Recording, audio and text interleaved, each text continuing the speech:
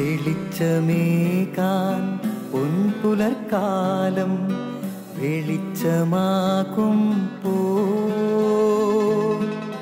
നുറുങ്ങുവെട്ടം പക്ഷിപരാഗം തെളിച്ചു കാട്ടുമ്പോ വരുന്നു ദൈവം മനസ്സിനുള്ളിൽ തിളക്കമേകിടാൻ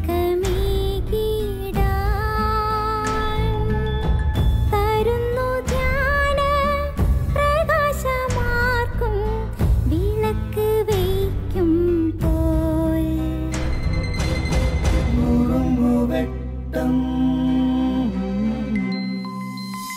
ഇറങ്ങിടട്ടെ ഹൃദന്തമെല്ലാം യുഗപ്രകാശത്താൽ മറഞ്ഞിടട്ടെ മനാന്ധകാരം യുഗപ്രസാദത്താൽ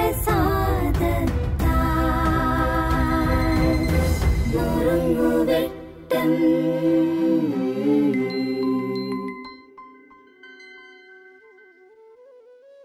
പ്രിയമുള്ളവരെ, ബൈബിളിൽ വളരെ സാഹസം നിറഞ്ഞ ഒരു സംഭവമുണ്ട്.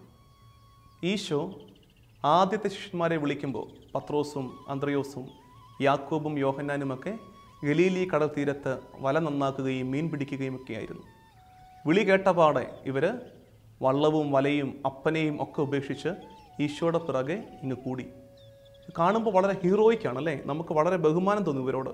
എന്തു വലിയ സാഹസമാണ് ഈശോയ്ക്ക് വേണ്ടി, ദൈവരാജ്യത്തിന് വേണ്ടി ഇവർ ഈ ചെയ്യുന്നതെന്ന്. പക്ഷേ സംഭവിച്ച അപകടം എന്താണ്? ഒരു 2 ദിവസം ഈശോയെ കാണാതായപ്പോൾ ഏത് വള്ളവും ഏത് വലയുമാണോ ഇവരുപേക്ഷിച്ചത്, ആ വള്ളവും വലയും തേടി അവർ പോവുകയാണ് തിബേരിയോസ് തീരത്ത് മീൻ പിടിക്കാൻ. നമുക്കും ഈ അപകടം പറ്റാം. നമ്മൾ ഈശോയുടെ പുറകെ ഒരു സാഹസം കണക്കെ ഇറങ്ങിത്തിരിച്ചവരാകാം.